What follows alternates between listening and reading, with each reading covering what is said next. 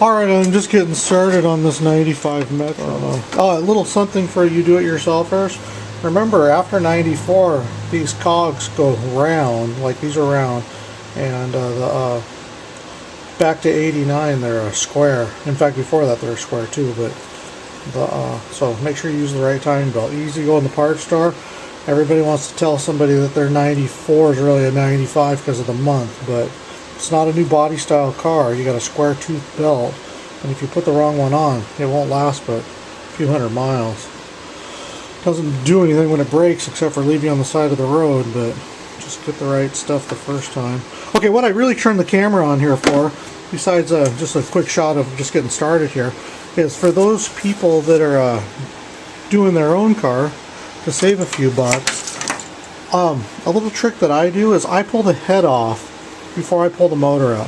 Okay, I'm going to put a clutch assembly in this motor, so I'll pull the block out. If you weren't doing a clutch assembly in your own car at home, don't take the block out. Just take the head off, do the valve job, pull the pistons out, put the rings in it, change the rod bearings, and put the oil pan back on it. But I always put a clutch kit in it. And the block doesn't weigh anything anyhow, but it's a lot easier to put in and out if the head's off of it. It just gives you more room to work. Less stuff cluttering around, and you can swing the motor around a little bit more, and the intake's not hitting the firewall.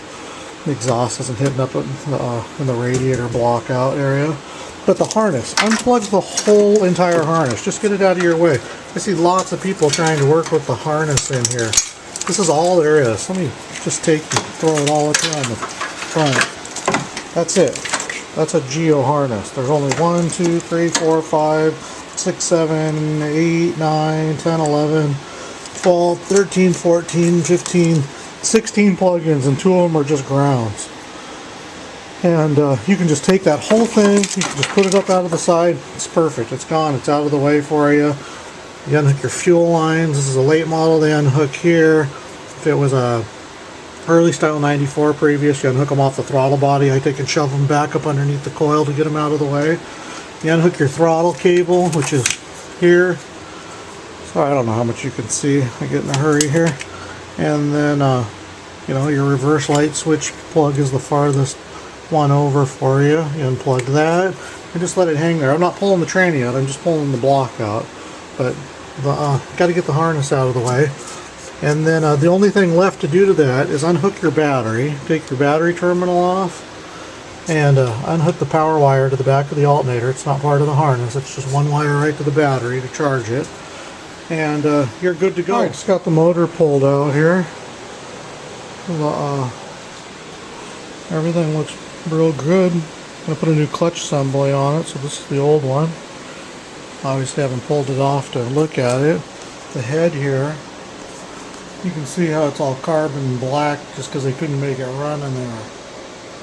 But when it broke down, but no burnt valves or anything. Looks real good. I'll get those valves out. I still put stainless exhaust valves in it.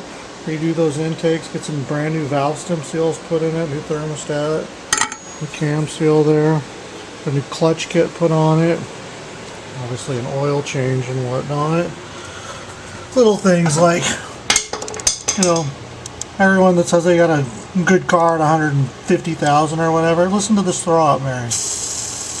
You got to be able to hear that. Just a noisy throw-out bearing, but not noisy enough that you can hear it when the car's running. Give it a few thousand more miles, and you'll be taking it apart just for that if you don't change them out. My point always is, and I always make the thing to 150,000 miles, that's when they're always for sale. And it's because they're wore out. You get 10 little things on the car that you're driving that you know about, but it's still a driver. You're like, geez, even if every one of those things costs $100, you know, the car needs $1,000 worth of work. And the truth is it needs $2,000 worth of work done to it. You know, more if you're going to a repair shop. You know, just things to think about. This car's got brand new axles in it on both sides. I don't know if I can get over there and see it, but somebody just put them in. The paint's still clean. This car when I'm done with it, you just drive it like it was new. Click through these things really quick as I do them, so you don't have to spend too much time on it. Oh, that's a new water pump install. Alright, just tapped in a new front crankshaft seal. That'd be here. Okay, for those of you guys doing this doing it yourself at home, trying to save a few bucks, take your dipstick, clean the O-ring off. Let's see if I can buy not enough hands here. The O-ring right there, just wipe it all off, then put a bead of silicone. Now I got it smeared all over, but just on the O-ring, just on the underside of the O-ring, and then insert it like so. I don't know if I can do this with one hand. I got the bolt in my hand too. And put that in there, give it a good little shove, it pops right in there. I don't know if you didn't see that, but she snapped in, you know you're in when the bowl hole lines up right there. That fixes a major oil leak all the time. People are always putting front seals in, and it's really the dipstick leaking. I don't care if you put 15 new O-rings in there, they just don't seem to quite do it. But a little silicone on the new O-ring does it every time. Probably works on an old O-ring too, I would imagine. When you go to put your clutch disc in, here's the new one right here. Make sure you get some anti-seize on those threads, or not threads, but splines, and get them on all the splines. So I do is I just use my tool, and I just kind of spin around. It doesn't take much. That's probably twice as much as you need. And then put it on your input shaft tool, which I don't have out yet, and then slide it on. But if you put that on there, that's what makes the pedal work nice and smooth. If you ever had a pedal that kind of like has a little bounce or vibration in it, a lot of time it's just that shaft is nice and clean and dry, and it just doesn't slide on the output shaft of the tranny really well. So a little anti-seize. Again, if you don't have anti-seize, grease is absolutely fine. Don't worry about any grease or anti-seize getting on the disc. You're just putting a smidge in there. When you slide it on a few times, you'll find that that just becomes micro thin. And the truth is you're going to lose most of that on your tool when you pull your tool out. Alright, so I'll get this pressure plate and throw out bearing installed. Alright, just doing a disassemble on this head. Camshaft looks perfect. I'll wear it all on it. Lifters look perfect.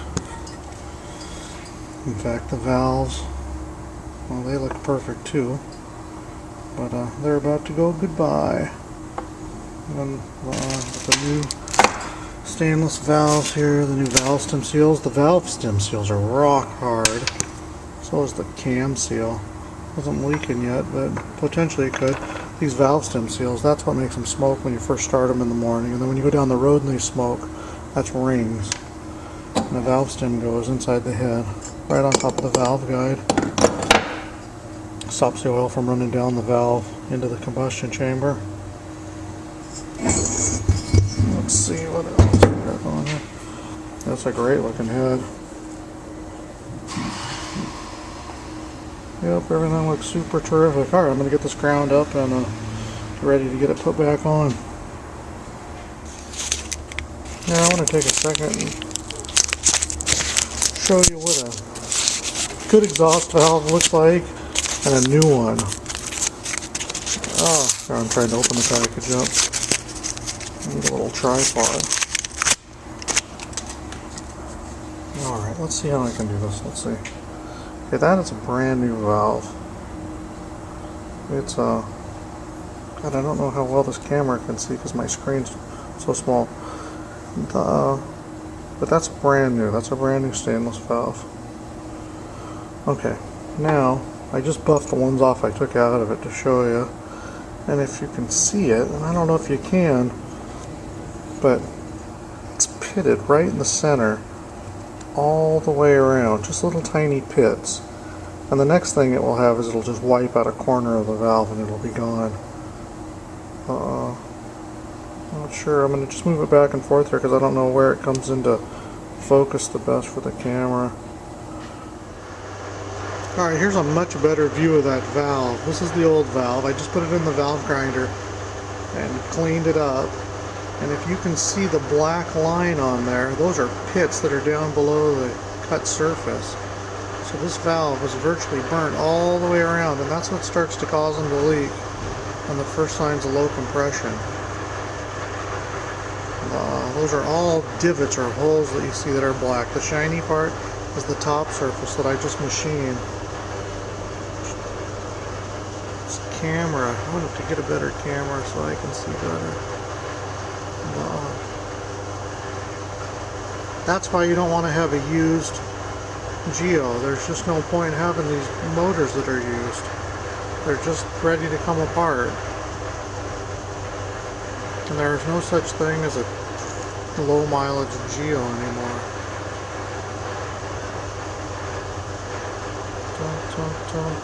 I think you can see that. So the shiny is the part that I just cut, and all the black, it should be shiny and smooth all the way across. And the black are pits are been burnt out and melted. Let me give you a shot of before and after a valve seat grind. Just going to set the camera down over here. So you might even be able to see what I'm doing.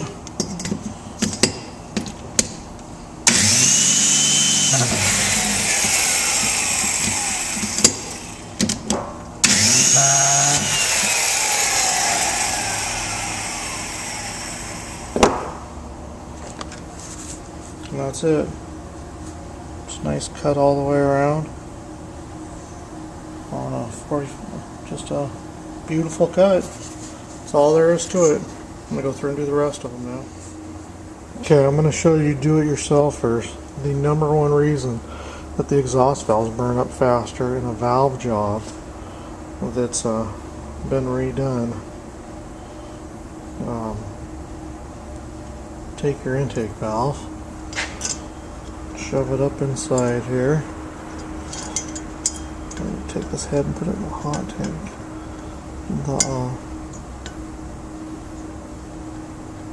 Alright, I'm trying to find the hole. There we go. And you shove that valve up there. I'm going to set this over here, and I'm hoping you can see. You take your dial indicator and set it at 36.43 millimeters. With the steel retainers out of the bottom of the head, touch the top of the valve. And you see that wiggle right there? I don't know if you can see that, but you can hear it.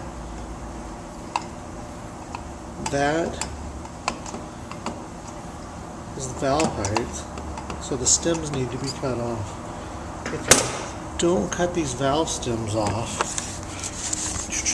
if you don't cut the valve stem down on the top for the amount that's been taken off the other end, it leaves the valves partially open, especially on exhaust valves. And what that is you don't get full closure, so you'll get a little flame past it and it'll burn up faster. Got to get that valve height right. So you guys doing it at home, 36.5 millimeters off the base of the head next to the valve guide with the steel retainers pulled out. So your aluminum and then to the top of the valve. With the valve, just push the valve up from underneath until it's closed so it's as high as possible and measure that distance. If you don't, you'll be in trouble. Ugh, I'm getting old. And I'm going to go through and get this head cleaned up and this is very hard to do with one hand. But as you can see, I'm grinding the end of the valve. So when I put it back up inside the head, if I can get it up inside the head, let's see. Oh, baby doll. There we go. So now I've got that valve in there. I have to set it down or the valve will fall out. I'm going to take my dial indicator, drop it on the top of the valve, let the other end of it touch the aluminum on the head, and you can see there's no more movement. That is now exactly perfect. So this one is done. I'll go through and do all the rest of them.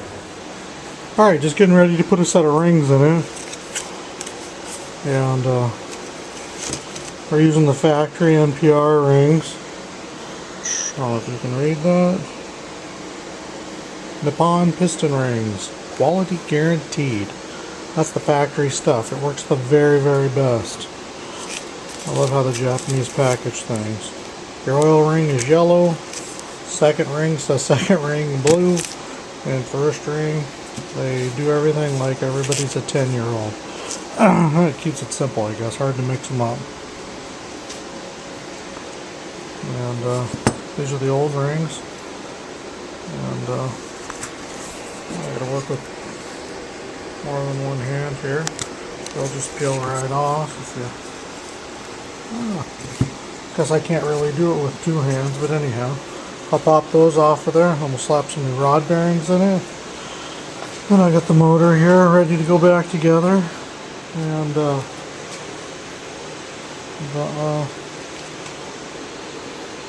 yeah, spin this thing over.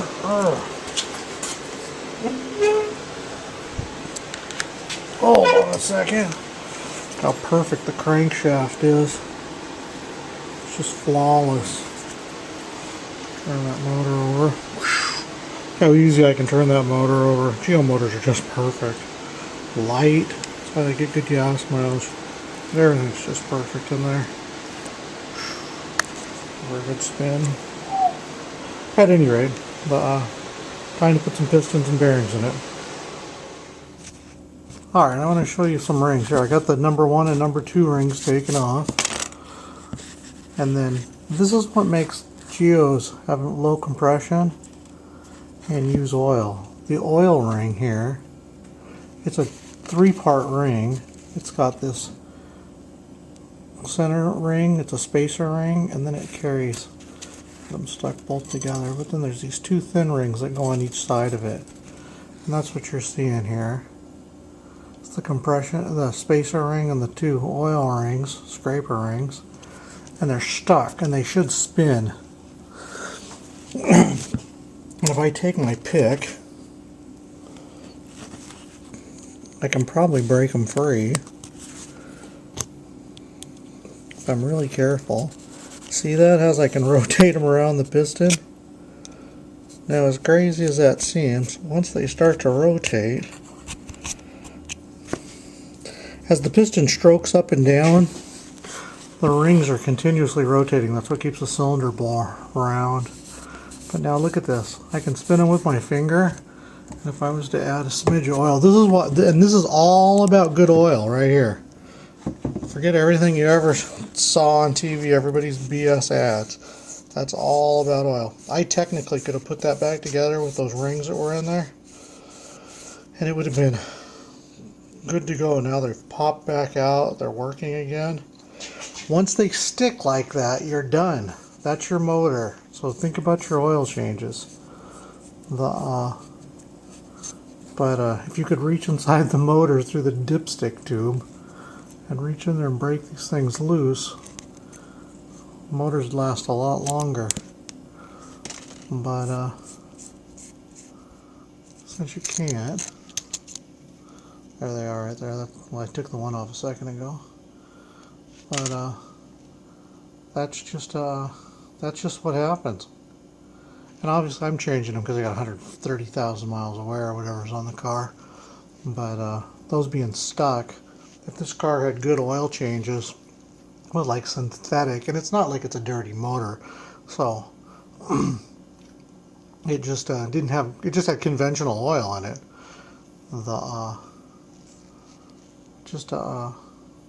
That's the reason you use synthetic right there. I guess that would be my point. The extra $3 or $4 a cord, the extra $20 in oil change, that's what it's all about. And this going out 7,000-10,000 miles on oil changes on synthetic, I think it's all BS. You still do the oil change around 3,000. You might go a little farther if there's nothing in the oil and it stays perfectly clear, but if there's anything in the oil, it's gone, and you do it 500 miles earlier next time. But okay, I'm going to put these rings on and get the ring compressor out and stuff them back in the block. But kind of nice if you can kind of see how the sausage is made here. Everybody wonders why they see this nonsense, and you hear about this stuff on TV and all the commercials about fuel and oil and stuff. That is the for real deal right there. This is kind of neat if you haven't ever seen an engine turnover before. But that's what you got going on. This is why a 3-cylinder's out of balance, in fact. Let's see. This cylinder is all the way down right here. That would be firing. This one's all the way at the bottom. And this one's not even... Well, watch until this one comes up to the bottom. See, now that one's at bottom dead center. And that one's at bottom dead center. I mean, not one cylinder's firing. I mean, it's just an out of balance nightmare. The small, good gas mileage cars. You know, I'm actually surprised they weren't 2 cylinders. All I'm doing now is I put the rings in it, and I'm just stroking it over a few times. You don't want to just stuff the rings in it and then fire them up in the car. Sometimes they'll break a ring. I've actually never seen that happen before, but they drill that to you into you at school for years and years, and you work at a good machine shop. They always do it. In fact, the new machine shops are really nice. They actually have a machine that bolts to the crankshaft and spins the motor up, and then they check the temperature on the main caps. And with the main caps temperature, if they don't right, they can basically just tell you if the bearing's set right, if it doesn't build heat or friction. It's very cool. Alright, I just wanted to show you the motor turning over. A lot of people never seen that kind of stuff before. And I'm pumping oil out the oil pump like a dummy. Let me get my mess cleaned up. Alright, just put the new pressure plate and clutch disc in. Got a new throwout bearing on there. Got the main shaft all lubed up and ready to slide this engine in. Alright, I've got the intake on and obviously the exhaust on, and I'm just getting ready to set the head gasket. Something I like to do is pull the pins out of the head. These pins here. I don't know, they'll come.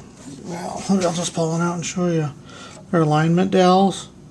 They'll usually be stuck in the head. I see a lot of people try to set the head gasket on there and then try to use the dowels on the head side, but take them out, put a little anti-seize in them so they come out next time for the next guy working on it. Always do them a favor. And you know, and you can't see it on here, but all the exhaust bolt, every bolt I put anti-seize on the threads, every single one of them. But put the dowel pin in here. Put the dowel pin in here, and then when you go to lower your head on, you know what? I can probably set the camera here. Let's see. Can you see what I'm doing? Give me just a sec here and maybe I can find something to stand this camera up with. So when you're going to put one more thing on that thing so it doesn't move. There we go. So when you're going to lower your head down,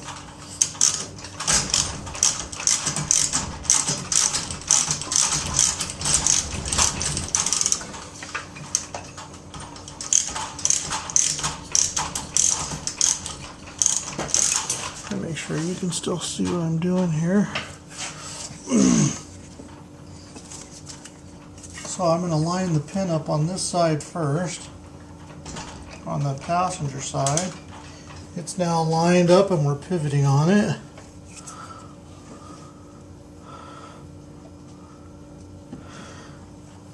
And we're going to go down a smidge more.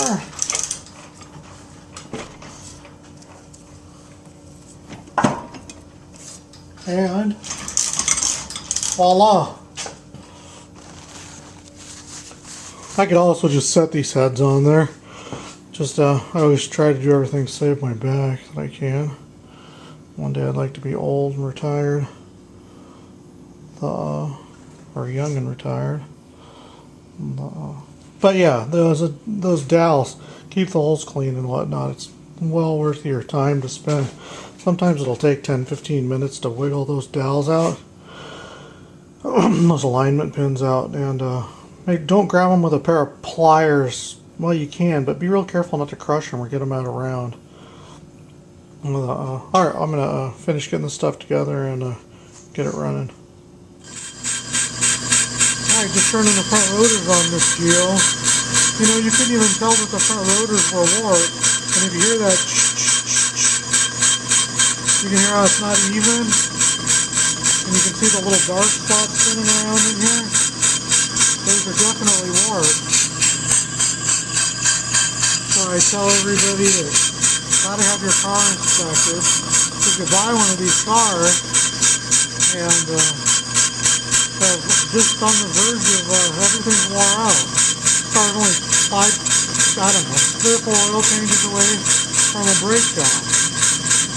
And you couldn't even tell. You get in and drive and go, this is perfect.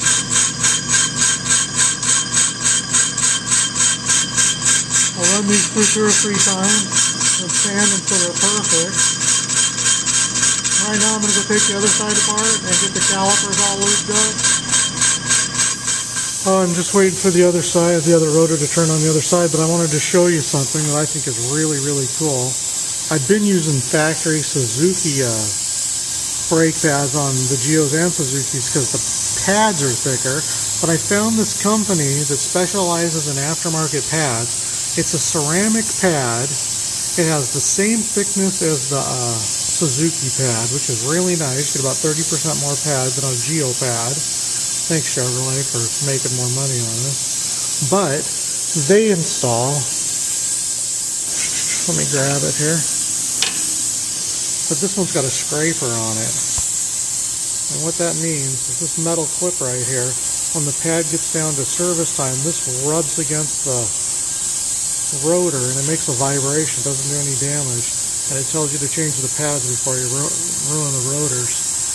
Phenomenal. Suzuki and Geo never had that option in this company, and then they come fully shimmed, so they're just perfect. I just anti-seize them up.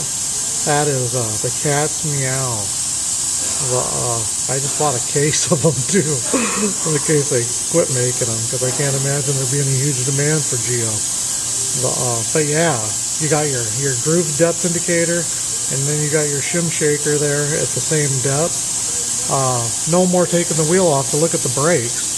That is the beauty of this. You just drive it till it makes noise. Alright, I'm going to get these brake jobs finished up. Alright, we got some brand new pads in there. You can see one of the wear indicator holes. Those rotors have a beautiful finish on them. God, I'm good. It takes an extra couple cuts to get them that way. You never come out of the machine shop or parts store that way because they could give a crap about your project. And then over here, obviously the same thing, and super nice finish, super nice. Alright, I just installed the new brake shoes and hardware kit on it. Step out of the way here. So then what I do after I install a hardware kit, because I paint everything, I don't like any of the road stuff. Normally I use black, but all I had was white. But all I'm trying to do is make sure it doesn't rust. I just like to shoot the hardware kit. I'm not shooting the shoes, just the metal. That's all it needs.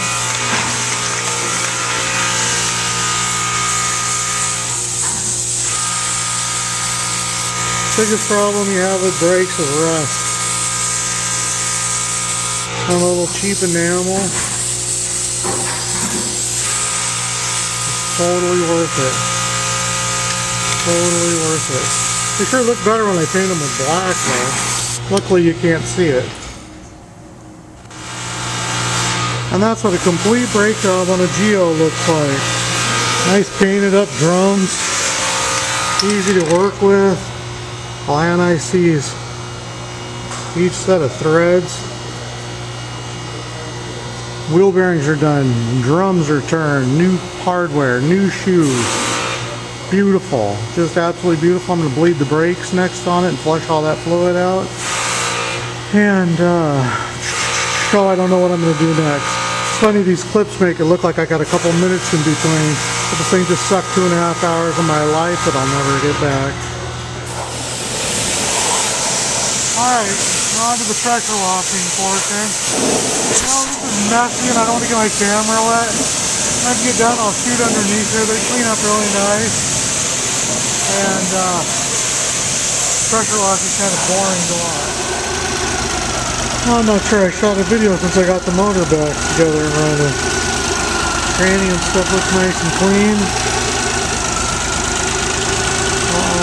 Yeah. Runs good, nice and sharp. The daylight runners are on. Oh, this thing will probably be ready tomorrow. I'll get it all washed up and cleaned up and send some emails out. I know I got several people that told me they were looking for something like this. I'll shoot a whole video tomorrow after it's cleaned up. Oh, she runs sweet. Alright, I was just doing some of the final inspections on the car here, and I found that the rear pipes and muffler's been changed, and the front pipes they never have any rust and this close to the catalytic converter because the heat's so high. But the center pipes rust out with the mufflers, and I found the center pipe on this was rusted out, so I've whacked out the cancer and put in a new pipe there, and I should be ready for a final drive video, and I'll get this out there and get it put up in some email videos. Not much to it, just welded the new pipe in and put a new hanger in so it's still got the factory hangers. Always do yourself a favor and use the stock hangers. Don't make anything funky because I got a lot of time in making the exhaust not vibrate or hit anything. At least I've always found that the stock is the best way to go. Alright, let me get that bracket cut off and I'm done here. Alright, this is what I've got for sale this week. It's a 95 Metro. The ugliest part of the whole car is right here. I don't like to hide anything from anybody. There's a little dent right there, and there's some scratches in there, and I put some touch-up paint on them, and honestly, you can't even really see them. But the touch-up paint's the wrong color. If you had the exact color, they would be gone. But, I went to every store I could. I even went to Walmart and looked through the fingernail polish. But, I saw online there were some companies that would sell you some touch-up paint for like $8, but I didn't want to wait a week for touch-up paint. Tires are brand new all the way around. I mean brand new. Get back here all the way so you can see it. Runs good, nice and quiet. Just like a Geo should be. It is pouring out here, so if water gets on the lens, I'm sorry. The rest of the car is did the exhaust, and I put a little short tailpipe on it too and painted it a chrome color. You know, honestly, my dirty feet getting in and out of the passenger side needs to be or driver's side needs to be re-vacuumed. Those carpets look brand new when they're vacuumed and cleaned. Interior, the seats look new. The spare tires in there. Jack, wrenches. I just looked in there. We walk around to the other side.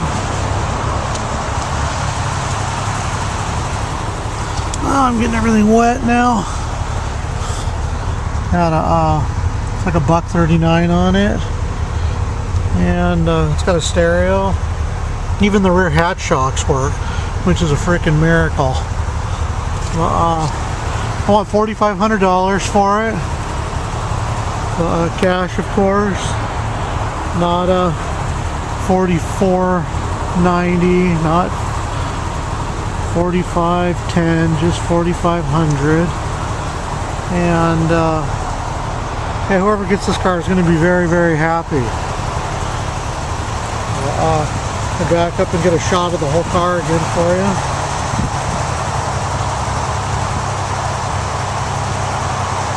Alright, send me an email. Thank you very much. Alright, let me turn the radio off here. Drive on the road here, straight. Just a good cruiser. I really like this. Oh, there's nothing more comfy than 95 and later seats. Just cruising along. 55. Car works good. Rear hatch shocks work. It's amazing. Everything works on this car. Just a good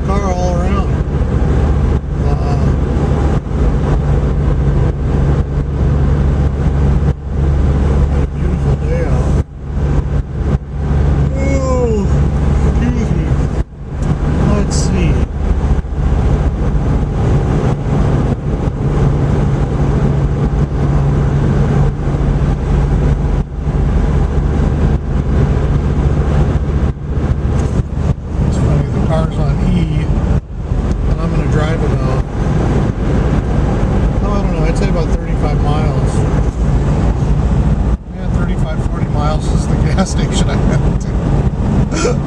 And I'll make it there with no problem at all. Yeah, this is a good driver. I don't think anybody